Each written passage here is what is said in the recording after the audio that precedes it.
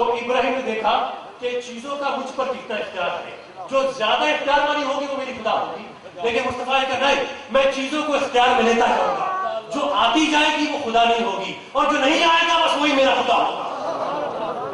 تو میرے کبھی مصطفیٰ نے سیر عجز کی۔ ٹھیک، اب جو بات کرنے لگا وہ انتہائی توجہ سے سنیے گا، بہت توجہ سے۔ دیکھو ابراہیم علیہ السلام نے چاند سورج ستاروں کی نفی کی، یہ کہہ کر کہ میرے خدا نہیں ہو سکتے کیونکہ یہ ڈوب جانے والے ہیں۔ اس کی وجہ کیا ہے کہ ابراہیم کے زمانے میں لوگ ان چیزوں کی زیادہ پوجا کرتے تھے، چاند سورج ستاروں کی پوجا ابراہیم کے زمانے میں زیادہ ہوتی تھی، اس لیے ابراہیم نے ثابت کیا کہ یہ چیزیں ڈوب جانے والی ہیں، جو ڈوب جائے تمہاری خدا نہیں ہو سکتی، تمہارا خدا وہ ہے جس میں تغیر نہیں ثبات ہے، جو محدود نہیں لامحدود ہے، جو تخلیق نہیں بلکہ احسن الخالقین، تمام خالقین میں سے بہتر خالق ہے، تمہارا خدا وہ ہے۔ اچھا، یہ جو انکار خدا ہے نا دوستو، یہ ابراہیم کے زمانے سے شروع نہیں ہوا، یہ ابراہیم کے زمانے سے شروع نہیں ہوا، بلکہ یہ تو آدم علیہ السلام کے زمانے سے شروع ہو چکا تھا۔ ٹھیک، یہ ابتدائی زمانہ سے، آدم کے زمانے سے انکار خدا شروع ہو چکا۔ اس انکار خدا نے شرک کے روپ اختیار کرنے شروع کیے، پر انتہائی اختصار کے ساتھ درج کرنا ہے۔ آپ جانتے ہو قرآن میں بھی لکھا ہے کہ آدم کے دو بیٹے تھے، ایک قابیل اور ایک حابیل۔ ٹھیک، دونوں بھائیوں نے خدا کے حضور میں اپنی قربانی کو پیش کیا، لیکن قابیل کی قربانی کا خدا نے انکار کیا اور حابیل کی قربانی کو قبول کر لیا۔ اب جب قابیل کی قربانی کو رد کیا گیا تو قابیل کو اپنے خدا پر بہت غصہ آیا، اسے بہت غصہ آیا، لیکن اپنے خدا پر غصہ نکال تو سکتا نہیں تھا، اس لیے اسے تمام غصہ اپنے بھائی پر نکالا اور قابیل نے حابیل کو قتل کر دیا۔ ایسے ہی ہے نا، یعنی قابیل نے حابیل کو قتل کر دیا۔ تو انکار خدا تو آدم علیہ السلام کے زمانے سے شروع ہو گیا، اور جب زمانہ آگے کو بڑھتا ہے تو اس انکار خدا نے اپنے روپ بدلنے شروع کیے۔ ٹھیک، اس نے شرک کی صورتیں اختیار کرنی شروع کی۔ یعنی آپ جانتے ہیں کہ حضرت نوح علیہ السلام کا زمانہ آیا تو جب کشتی نوح ساحل پر لگی تو وہاں پر گیلی مٹی موجود تھی، تو لوگوں نے اس گیلی مٹی سے بت بنانے شروع کر دیے، مورتیں بنانی شروع کر دی، تو اس طرح سے بت پرستی کا آغاز ہوا، اور جو شرک ہے وہ جماعتات تک پہنچ گیا۔ کہاں تک؟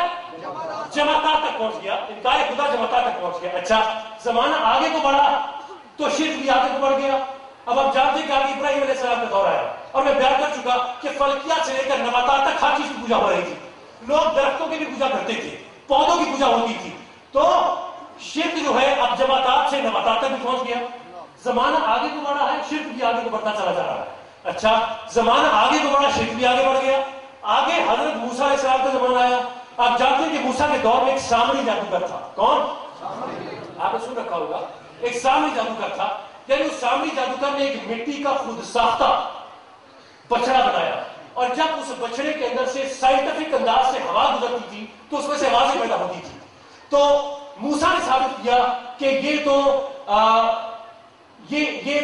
موسیٰ، سامنے نے ثابت کیا کہ تو موسیٰ کا بھی پروردگار ہے۔ تو شرک جو تھا اب جماعتات سے نباتات اور نباتات سے حیوانات تک پہنچ گیا، شرک بڑھتا چلا آ رہا ہے۔ اور جب آیا زمانہ حضرت عیسیٰ علیہ السلام کا تو ہمیں کیا قبلہ کہ لوگوں نے خود عیسیٰ کو خدا بنا دیا، اور اب انسانوں کی پوجا کرنی شروع ہو گئی اور عیسیٰ کے سجدے کرنے لگ پڑے، تو اب جو شرک تھا وہ انسانات تک بھی پہنچ گیا۔ یعنی شرک جو ہے ہر زمانے میں بڑھتا چلا آ رہا ہے، ہر زمانے کے اندر بڑھ رہا ہے۔ اور جب وقت آیا میرے کملی والے مصطفیٰ کا، آمنہ کے لال کا، اور وہ دور کی جو عرب کا جاہل ترین دور تھا، جب وہ دور آیا تو شرک کی وہ تمام صورتیں اور مورتیں جو پچھلے تمام انبیاء کرام کے زمانے میں موجود تھی، وہ تمام کی تمام اکٹھی ہو کر میرے مصطفیٰ کے زمانے میں آ گئی۔ وہ تمام شرک کی صورتیں اکٹھی ہو کر میرے مصطفیٰ کے مد مقابل آ گئی۔ اب مجھے آپ سے سوال کرنا ہے، وہ سوال یہ ہے کہ تمام شرک اکٹھا ہو کر میرے مصطفیٰ کے مقابلے میں آیا ہے، تو کیا یہ ضروری نہیں ہے کہ میرے مصطفیٰ کے اندر بھی تمام خوبیاں ہوں، کمالات ہوں، طاقتیں ہوں جو پچھلے تمام انبیاء کرام کے زمانوں میں تھی؟ ضروری ہے، تمام شرک اکٹھا ہو کر میرے مصطفیٰ کے مقابلے میں آیا ہے، تو ضروری ہے کہ میرے مصطفیٰ کے اندر بھی تمام کمالات و اوصاف ہوں جو پچھلے تمام برگزیدہ ہستیوں اور انبیاء کرام میں موجود تھی۔ دیکھو، میں نہیں جانتا کہ آپ میں کون شیعہ ہے، آپ میں کون دیوبندی ہے، کون وہابی ہے، کون سنی ہے، آپ کے اپنے اپنے قائد ہوں گے، لیکن اب ہے تو مسلمان نا، ہم مسلمان ہیں، اور ہم اس وقت تک مسلمان ہو نہیں سکتے جب تک کہ کلمہ پڑھنے کے بعد اس حقیقت کا اقرار نہیں کرتے کہ جتنے کمالات و اوصاف پچھلے تمام انبیاء کرام میں موجود ہیں وہ تمام کے تمام میرے مصطفیٰ میں موجود تھے۔ یہ ہمارے ایمان کا بنیادی حصہ ہے فاروقی صاحب، فاروقی صاحب ہمارے ایمان کا یہ بنیادی حصہ ہے۔ شاہ صاحب آپ توجہ کر رہے ہیں؟ مجھے محسوس ہو رہا ہے کہ توجہ نہیں کر رہے آپ کی توجہ ہے نا. یہ بات میں نوجوانوں کو دیا کر رہا ہوں جو میرے پیچھے کھڑے ہیں نوجوان, اس کو اپنے دل کی عطا گرائیوں میں سمیٹ لیجیے گا. یہ بہت اہم بات ہے اور آپ ہر گلی کے چوراہے پر یہ گفتگو نہیں سنو گے. ٹھیک, یہ عالم بہار کی سٹیج ہے جہاں پر بڑے بڑے خطیبوں کو آزمایا جاتا ہے. میں رکے رہنا میں ٹھیک کہا دوں گا نہیں. یہ جملہ مجھے پچھلے سال اسی سٹیج پر کسی نے کہا تھا, اسی لیے اس جملے کو میں نے دہرایا. ٹھیک, تو توجہ ہے آپ کی, توجہ ہے نا. تو میرے مصطفیٰ کے اندر تمام انبیاء کرام کی خوبیاں موجود ہیں.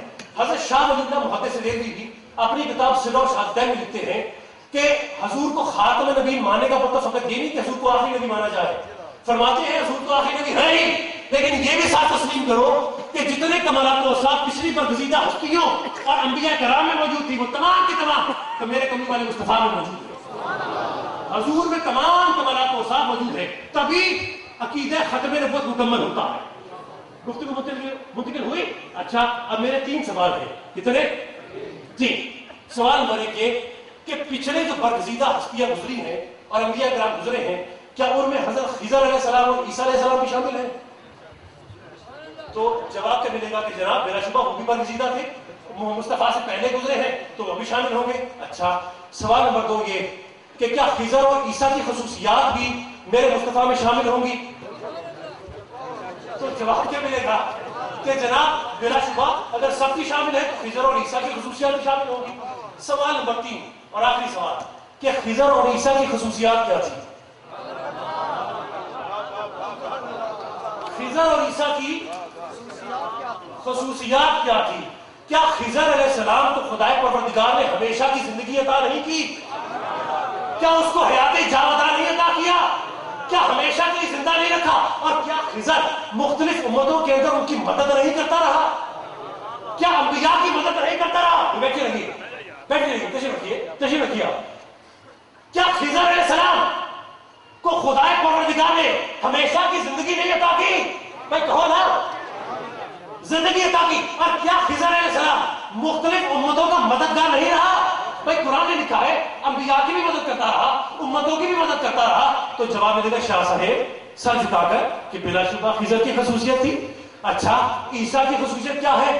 کیا عیسیٰ علیہ السلام کو خدا نے زندہ نہیں اٹھا لیا اور کیا آج بھی پردہ غیب نہیں رکھا؟